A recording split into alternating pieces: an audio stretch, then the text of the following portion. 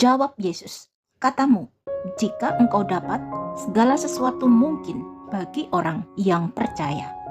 Karena melalui Kristus, kita sebagai orang-orang yang percaya telah dikembalikan kepada rancangan Allah yang semula, ciptaan yang baru, ciptaan yang penuh dengan kemuliaan di dalam Kristus. Kita sudah diberikan firman-Nya dan kita harus memiliki pengenalan yang benar akan firman Tuhan. Pemazmur berkata, berbahagialah orang yang tidak berjalan menurut nasihat orang fasik, yang tidak berdiri di jalan orang berdosa, dan yang tidak duduk di komplotan pencemooh. Tetapi yang kesukaannya ialah Taurat Tuhan, dan yang merenungkan Taurat itu siang dan malam. Ia seperti pohon yang ditanam di tepi aliran air, yang menghasilkan buahnya pada musimnya, tidak pernah layu daunnya, apa saja yang dikerjakannya berhasil. Kita tidak boleh bersikap masa bodoh akan firman Tuhan, karena tanpa firman Tuhan kita tidak mungkin dapat memiliki iman kepada Allah, dan tanpa iman kita tidak mungkin dapat berkenan kepada Allah. Itulah sebabnya mengapa Tuhan Yesus sebelum dia naik ke sorga memberikan perintahnya kepada para muridnya, juga kepada kita sebagai orang-orang yang percaya. Lalu ia berkata kepada mereka, pergilah ke seluruh dunia, beritakanlah Injil kepada segala makhluk. Siapa yang percaya dan dibaptis akan diselamatkan, tetapi siapa yang tidak percaya akan dihukum. Tanda-tanda ini akan menyertai orang-orang yang percaya. Mereka akan mengusir setan-setan demi namaku. Mereka akan berbicara dalam bahasa-bahasa yang baru bagi mereka. Mereka akan memegang ular, dan sekalipun mereka minum racun yang mematikan, mereka tidak akan mendapat celaka. Mereka akan meletakkan tangannya atas orang sakit, dan orang itu akan sembuh. Kita semua membutuhkan kebenaran firman Allah.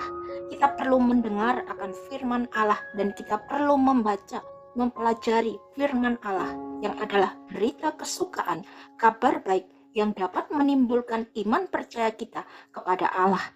Dan ketika Allah melihat iman percaya di dalam hati kita, itu akan dapat menggerakkan hati Allah untuk berkenan melakukan mujizatnya, bekerja untuk menolong, menyembuhkan, dan menyelamatkan kita.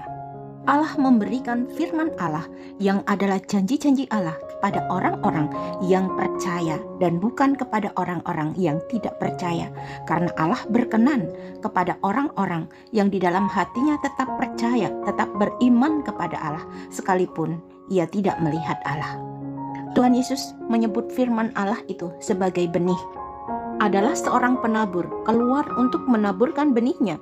Pada waktu ia menabur, sebagian benih itu jatuh di pinggir jalan, lalu diinjak orang, dan burung-burung di udara memakannya sampai habis. Sebagian jatuh di tanah yang berbatu-batu, dan setelah tumbuh ia menjadi kering karena tidak mendapat air. Sebagian lagi jatuh di tengah semak duri, dan semak itu tumbuh bersama-sama dan menghimpitnya sampai mati. Dan sebagian jatuh di tanah yang baik, dan setelah tumbuh berbuah 100 kali lipat. Setelah berkata demikian, Yesus berseru, siapa mempunyai telinga untuk mendengar, hendaklah ia mendengar. Dan kepada murid-muridnya Tuhan Yesus memberikan pengertian tentang arti perumpamaan itu. Benih itu ialah firman Allah, yang jatuh di tanah yang baik itu ialah orang yang setelah mendengar firman itu menyimpannya dalam hati yang baik dan mengeluarkan buah dalam ketekunan. Alkitab yang adalah firman Allah. Apabila kita hanya menaruh di atas meja atau di atas rak buku kita saja, hanya sebagai benda mati, sebagai pajangan, maka kita tidak akan dapat menghasilkan apa-apa daripadanya. Berbeda lagi apabila kita mulai membaca Alkitab dalam pimpinan Tuhan, dan Roh Allah menguasai kita untuk kita merenungkan, menaruh di dalam hati dan pikiran kita, sehingga firman Allah dapat menimbulkan iman di dalam hati kita. Itulah benih yang jatuh di tanah yang baik, yaitu orang yang setelah mendengar firman itu menyimpannya dalam hati yang baik dan mengeluarkan buah dalam ketekunan. Sebab firman Allah hidup dan kuat dan lebih tajam daripada pedang bermata dua manapun. Ia menusuk amat dalam sampai memisahkan jiwa dan roh, sendi-sendi dan sumsum. Ia sanggup membedakan pertimbangan dan pikiran hati kita. Karena kamu telah dilahirkan kembali, bukan dari benih yang fana, tetapi dari benih yang tidak fana oleh firman Allah yang hidup dan yang kekal. Rohlah yang memberi hidup, daging sama sekali tidak berguna. Perkataan-perkataan yang kukatakan kepadamu adalah roh dan hidup. Percayalah kepada Tuhan dengan segenap hatimu dan janganlah bersandar kepada pengertianmu sendiri. Tuhan Yesus berkata, yang berbahagia ialah mereka yang mendengarkan firman Allah dan yang memeliharanya. Kata-kata yang terdapat di dalam Alkitab adalah benih yang asli, yang mengandung kehidupan.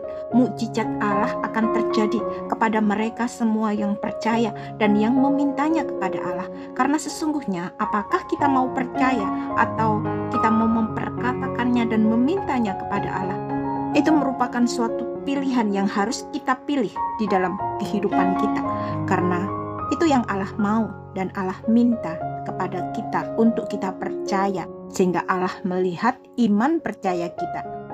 Seringkali justru kita mengabaikan firman Allah bukan karena kita tidak tahu akan kebenaran firman Tuhan, tapi ada cara-cara halus yang dapat mengalihkan perhatian kita.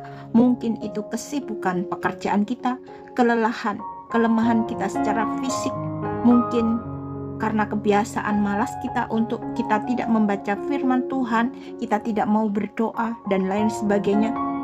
Apapun bentuknya, halangannya yang mengalihkan perhatian kita, yang membuat kita orang-orang percaya mengabaikan firman Tuhan, itu adalah tipuan iblis dan kita harus tolak di dalam nama Tuhan Yesus Kristus. Karena kita harus tahu bahwa Allah selalu bekerja melalui firman Allah. Tanpa kita menanam benih firman Allah di dalam hati kita, pikiran kita, dalam kehidupan kita, kita tidak akan dapat menuai hasilnya yang berupa keselamatan, kesembuhan, kuasa Allah. Sungguhnya di dalam kehidupan ini, setiap hari, setiap saat, justru yang kita dengar adalah berita-berita yang menakutkan. Berita tentang perang, berita tentang sakit penyakit, bencana, kelaparan, dan lain sebagainya. Itu semua membuat kita khawatir, takut, bimbang. Bahkan tidak sedikit di antara kita yang karena ketakutan yang begitu menguasai hati kita, membuat kita jatuh sakit, dan tidak sedikit juga yang pada akhirnya meninggal dunia. Ini semua adalah cara-cara iblis yang ditebar kepada kita semua, yang menekan kehidupan kita, yang mengalihkan perhatian kita supaya kita tidak lagi percaya kepada Allah.